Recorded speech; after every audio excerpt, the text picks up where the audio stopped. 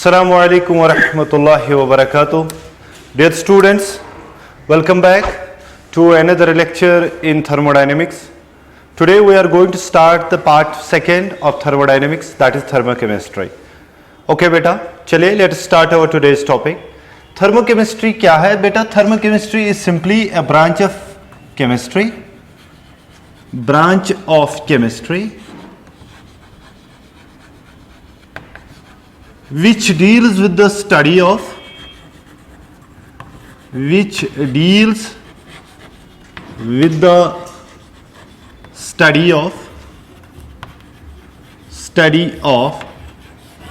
energy changes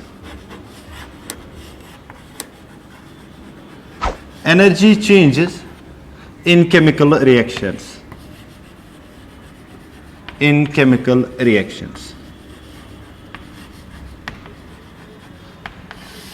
जब भी कोई केमिकल रिएक्शन होती है तो उस वक्त एनर्जी एब्जॉर्ब या इवॉल्व होती है. वो एनर्जी चेंज कितनी होगी during the process of chemical reaction, उस ब्रांच ऑफ केमिस्ट्री को जिसमें हम ये स्टडी करते हैं सब कुछ, दैट इज कॉल्ड बेटा थर्मोकेमिस्ट्री, और that is also called chemical energetics. इसको हम केमिकल एनर्जेटिक्स भी कहते हैं. ठीक है, ओके. अब ये जो थर्मोकेमिस्ट्री है इसको अच्छी तरह से अंडरस्टैंड करने के लिए सबसे पहले हमें पता होना चाहिए what is thermochemical reaction.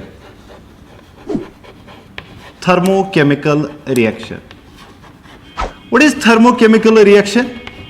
Thermochemical reaction is simply the chemical reaction in which there is a better understanding of energy changing during the process of chemical reaction. यानी कि जिसमें हम रिप्रेजेंट कर सके कि एनर्जी चेंजेस एब्जॉर्ब हो रही है कि इवॉल्व हो रही है during the process of chemical reaction. That chemical reaction is called as thermochemical reactions. So हम कहेंगे those chemical reactions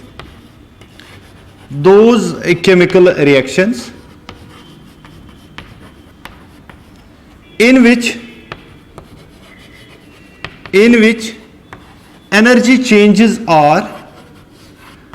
energy changes are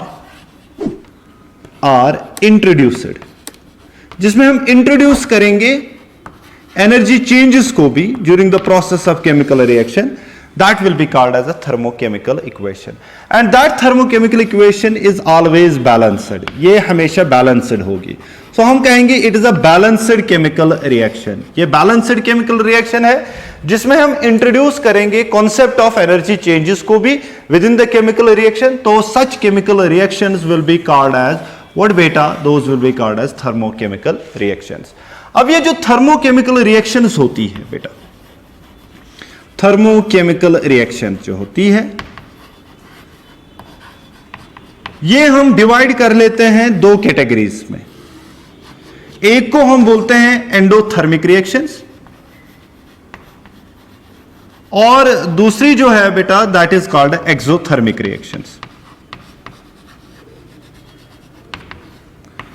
So we have two types of thermochemical reactions. One is called beta what? One is called exothermic reaction and second one is called endothermic reaction. अब याद रख लीजिएगा बेटा आप वो thermochemical reactions जिनमें heat absorb होगी, heat is absorbed. Such thermochemical reactions are called as what beta? Those are called as what? Endothermic reactions. Or exothermic reaction is वो thermochemical reactions and those thermochemical reactions where heat is evolved during the process of chemical reaction. So we can simply say such type of chemical reactions are called as what? Those are called as exothermic reactions. So simple बात यही है कि यहां पर heat absorb होती है और वहां पे हीट इवॉल्व होती है. अगर हम हीट को रिप्रेजेंट करेंगे within the chemical reaction, so that will be called as endothermic chemical reaction and that will be called as exothermic chemical reaction. So चलिए हम पहले एंडोथर्मिक रिएक्शन के बारे में बात करते हैं और उसके बाद हम बात करेंगे किसके बारे में बेटा? एक्सोथर्मिक रिएक्शंस के बारे में. ओके चलिए.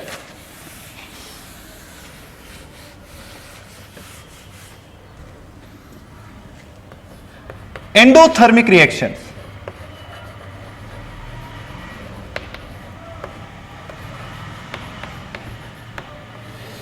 एंडोथर्मिक रिएक्शन में मैंने कहा कि हीट जो है वो एब्जॉर्ब होती है, हीट इज एब्जॉर्ब, राइट बेटा, एब्जॉर्ब। ओके, अगर हमारे पास A प्लस B है कोई थर्मोकेमिकल रिएक्शन, ये देती है C प्लस D, हम लिखेंगे delta H of this reaction is equal to positive, यानी कि हीट एब्जॉर्ब हो चुकी है, so that will be called as a endothermic reaction. अगर हम इसका एनर्जी प्रोफाइल डायग्राम बनाएंगे बेटा, वो कैसा होगा, वो इस तरह का होगा बेटा, ये है एनर्जी और ये है एक्सटेंट ऑफ रिएक्शन।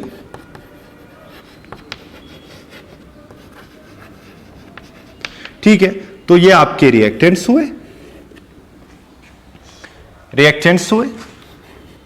और ये बना लेता है प्रोडक्ट्स।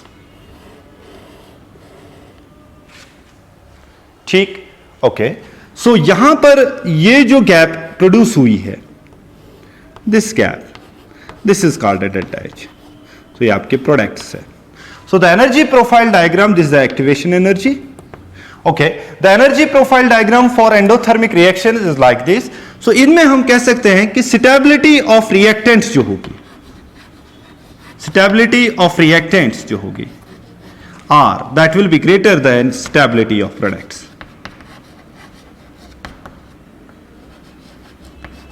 ये बात आप याद रख लीजिएगा। In case of endothermic reactions, stability of reactant ज्यादा होती है as compare to stability of product, because heat is absorbed. Okay, यहां पर अगर हम देखेंगे डेल्टा एच जो होगा in case of endothermic reaction, वो बराबर होता है वो H of P, H of R minus H of P. ठीक है, ओके, तो ये जो है ये कम है तो ये ज्यादा है। ठीक है, sorry, it is H of P minus H of R. ठीक, तो ये ज्यादा, ये कम है और ये ज्यादा है। ठीक, sorry, it is H of R and H of P. ठीक, ये ज्यादा है तो ये ज्यादा है लार्ज और ये स्मॉल है। सो हम कह सकते हैं दोनों का डिफरेंस जो होगा, डेल्टा एच जो होगा, that will B positive. So in case of endothermic reaction, delta H जो होगा वो आपका पॉजिटिव होगा। ओके, अगर हम बात करेंगे इसी तरह एक्सोथर्मिक रिएक्शंस की और उसकी एनर्जी प्रोफाइल डायग्राम देखेंगे, जरा देखिए बेटा, गौर से देख लीजिएगा इस चीज को। सपोज आपके पास एक्सोथर्मिक रिएक्शंस है, आप एक्सोथर्मिक रिएक्शंस,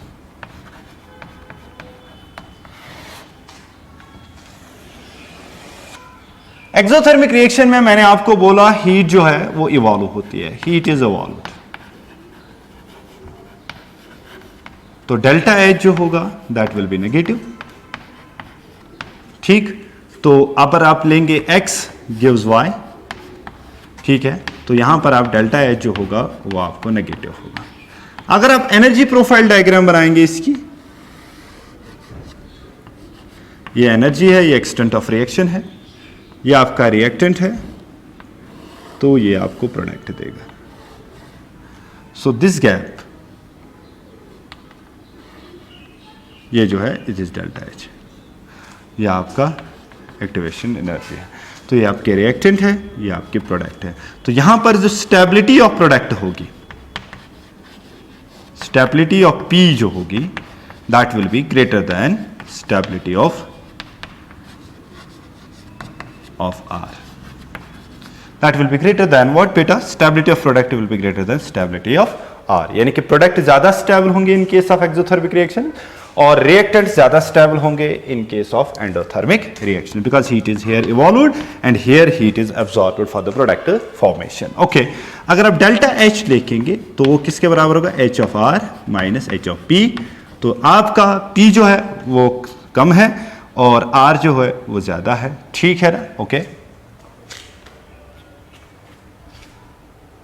ये सॉरी, ये H ऑफ P है minus H of R।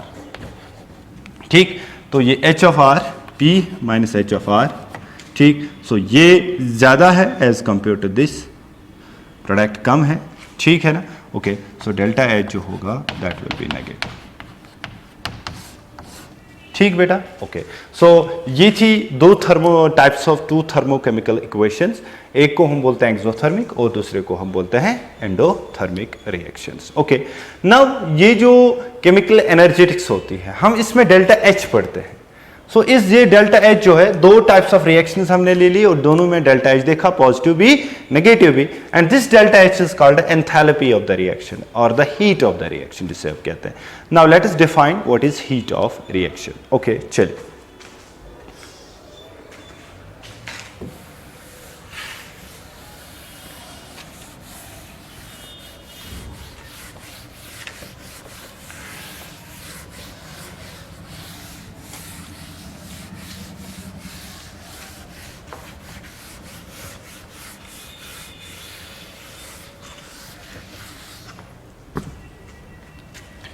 Heat of reaction,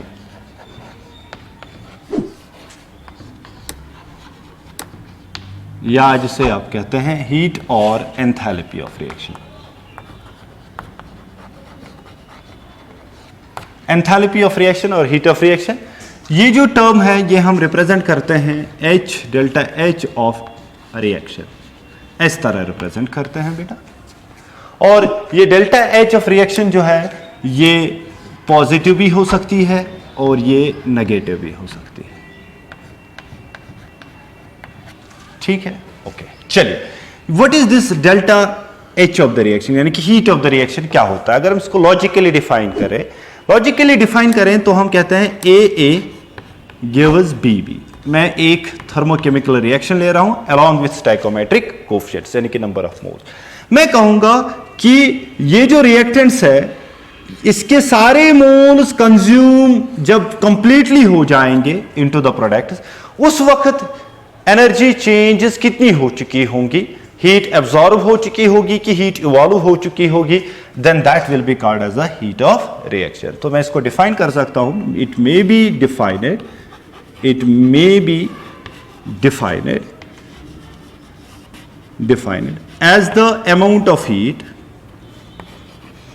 as the amount of heat absorbed or evolved when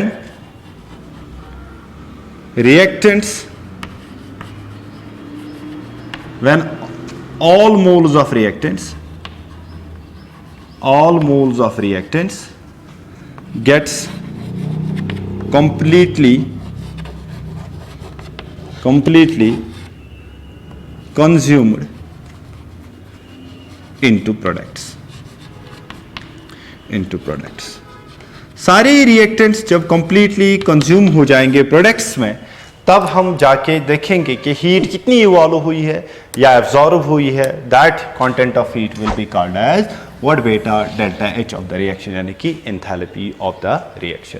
ये जो एंथैल्पी ऑफ द रिएक्शन होती है ये दो टाइप्स की होती है, एक नॉर्मल होती है, दूसरी होती है स्टैंडर्ड। जैसे आर लिखूं मैं ऐसे, इसको नॉट लिखूंगा, then it is called standard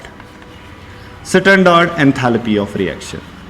ठीक है, और ये मेजर की जाती है 298 केल्विन टेम्परेचर पे एंड 1 एटमॉस्फेयर प्रेशर पे, 1 एटमॉस्फेयर पी पे, यानी कि प्रेशर पे। So that type of heat of reaction will be called as standard heat of reaction.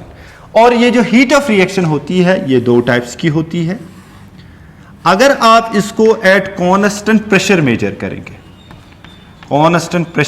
करेंगे, then it will be called as delta H of the reaction. ठीक है, अगर आप इसको कांस्टेंट वॉल्यूम पे मेजर करेंगे, then it is called as delta E of the reaction. ठीक है बेटा, ओके। दोनों आपस में बेटा इंटर रिलेटेड होते हैं। कैसे? हमने थर्मोडायनेमिक्स में पिछली बार पढ़ा है, delta H of the reaction is equal to delta E of the reaction plus बेटा होगा delta N G R T. ये इक्वेशन है जिनको आप दोनों को कोरिलेट कर सकते हैं in order to get one from the other। Okay बेटा, चलिए। अब ये जो एंथैल्पी ऑफ द रिएक्शन होती है ये बहुत सारी चीजों पे डिपेंड होती है। ठीक है, तो ये किन किन चीजों पे डिपेंड होती है जरा हम उनको देख ले बेटा। देखिए,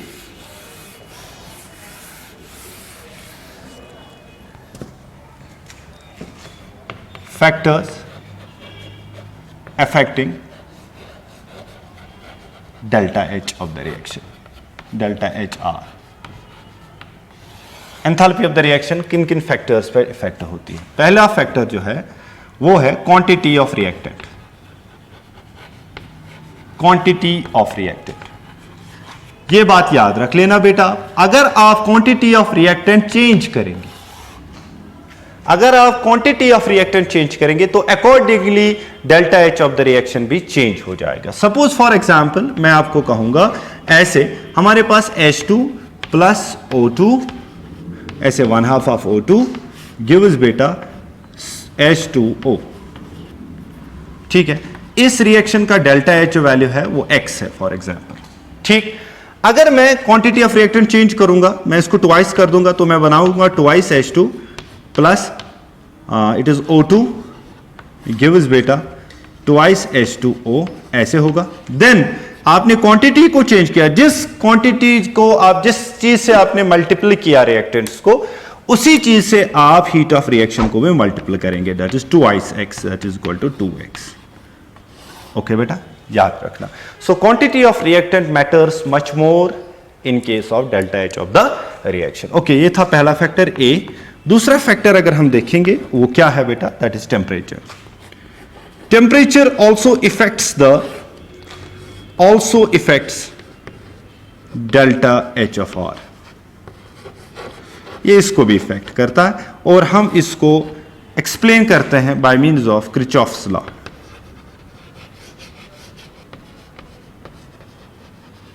ठीक है, ठीक, according to Kirchhoff's law delta H at T2 minus delta H at T1 divided by T2 minus T1 that is equal to delta H of the reaction. ये बात याद रखना आप बेटा, इफेक्ट ऑफ टेम्परेचर भी बहुत सारा होता है on the heat of reaction. Okay, और इसके अलावा बहुत सारे फैक्टर्स ऐसे हैं, वो कौन सा है? तीसरा फैक्टर जो है बेटा वो क्या है, जरा देखिए।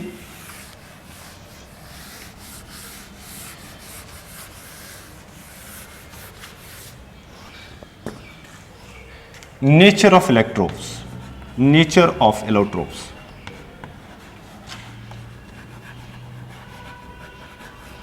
nature of allotropes also matters। for example आपने कार्बन लिया, ग्रेफाइट, इसको आपने ऑक्सीजन के साथ मिला दिया तो ये कार्बन डाइऑक्साइड बन रहा है, और आपने लिया है डायमंड और ये ऑक्सीजन लिया आपने तो यहां से भी कार्बन डाइऑक्साइड बनेगा। अगर आप इसका डेल्टा एच मान लेंगे x और इसका डेल्टा एच मान लेंगे y। ठीक है, तो ये जो है it is the most stable part. ठीक है, तो काइनेटिकली ये ज्यादा स्टेबल है, थर्मोडायनेमिकली ये ज्यादा स्टेबल है, तो हम कहेंगे डेल्टा y जो होगा y will be greater than x।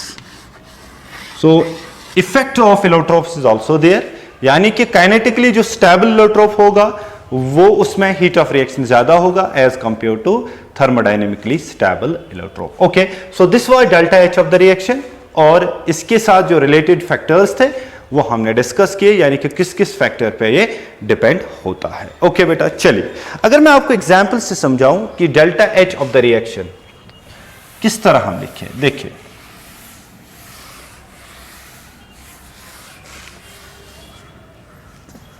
अगर आपको कहे कोई H2 है, ये O2 के साथ मिल रहा है और ये H2O बना रहा है, तो बताइए ये डेल्टा H रिएक्शन है कि नहीं है?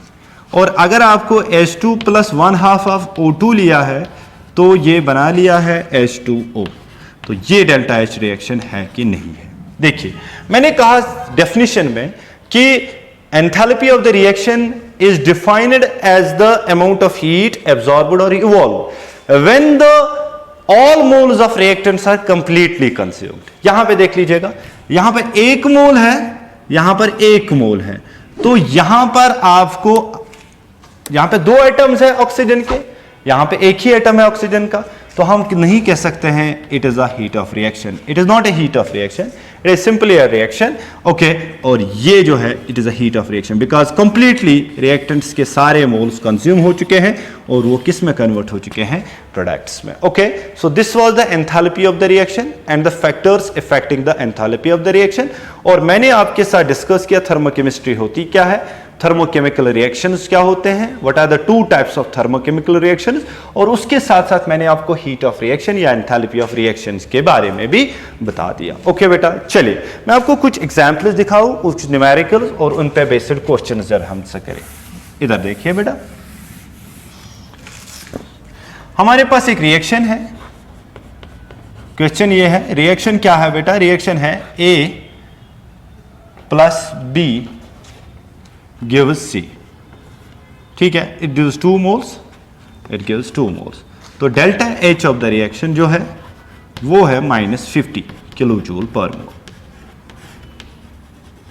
ठीक है, ओके. अगर मैं इस रिएक्शन को मॉडिफाई करूं, मैं लिखूं 4 times A plus 6 times A plus 3 times A gives 6 times C. What will be the delta H of the reaction? So आप देखेंगे simply delta H of the reaction किस चीज से आपने मल्टीप्लाई किया, इसको 3 से मल्टीप्लाई किया. सो आप इसको भी 3 से मल्टीप्लाई करेंगे, that is -50. So that is equal to -150 kilo joule per mole. Okay बेटा, चल. और एक बात यह है कि जो मैं भूल गया था यहां कहने को, direction of reaction also matters. Direction of reaction, उस पर भी डेल्टा H इफेक्ट होता. डायरेक्शन ऑफ रिएक्शन, सपोज आपने लिया A, इट गिव्स B, इसके लिए डेल्टा H जो रिएक्शन है वो X है, प्लस X है. अगर आप B गिव्स A लिखेंगे, यानी कि उल्टी डायरेक्शन में लिखेंगे रिएक्शन, तो डेल्टा H R जो होगा that will B minus times X. याद रख लीजिएगा इसको. जब भी आप रिवर्स डायरेक्शन में ले जाएंगे तो जो वैल्यू होगा डेल्टा H का वो भी रिवर्स हो जाएगा. अगर आपका पॉजिटिव है तो वो आपको नेगेटिव आएगा, अगर आपको नेगेटिव है वो आपको पॉजिटिव आएगा. आई होप कि आपको ये अंडरस्टैंड हो चुके होंगे ये टर्म जो मैंने आपको बोली. अब इन नेक्स्ट लेक्चर इंशाल्लाह हम बात करेंगे regarding different types of heat of reaction, जिसमें हमारे को एंथैल्पी ऑफ कंबस्शन आ रहा है, एंथैल्पी ऑफ न्यूट्रलाइजेशन आ रहा है, एंथैल्पी ऑफ फॉर्मेशन आ रहा है और बॉन्ड एंथैल्पीज आ रही है. और लास्ट में हम फिर डिस्कस करेंगे Hess's law of heat of summation. तो उसके साथ ही ये यूनिट कंप्लीट हो जाएगा. In next we can take 2 lectures for it and numericals, all the numericals associated with it also. I hope कि आपने इस चीज़ों को अच्छी तरह से अंडरस्टैंड किया होगा. अल्लाह हाफिज़. अस्सलामु अलैकुम व रहमतुल्लाह.